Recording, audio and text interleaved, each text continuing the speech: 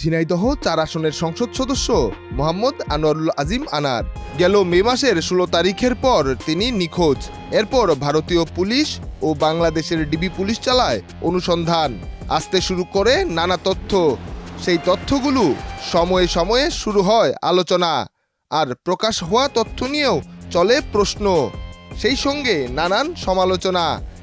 এখন প্রশ্ন, আনার নিখোঁজের ৩১ দিন পর কি জানা গেল আর কি বা গেল পাওয়া?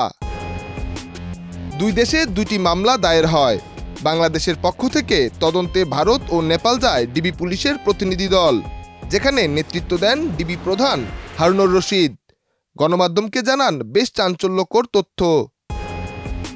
এমপি আনার হত্যাকাণ্ড নিয়ে একবার আসে হত্যার পর খণ্ড খণ্ড করে তা ব্রিফকেস করে বাইরে নিয়ে যাওয়া হয়।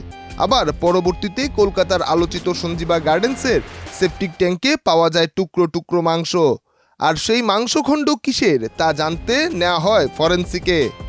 এখনও যার চূড়ান্ত তথ্য পাওয়া যায়নি। তবে বাংলাদেশ থেকে আনার হত্যায় জড়িত কয়েকজনকে গ্রেফতার দেখানো হয়েছে।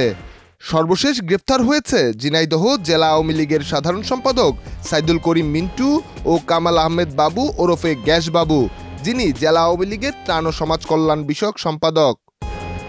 মূলত গ্যাসবাবুর জবানবন্দি থেকেই গ্রেফতার হন জেলা আওয়ামী লীগ নেতা মিন্টু। নিখোঁজের ৩১ দিন পর প্রশ্ন, কবে সবকিছু জানা যাবে?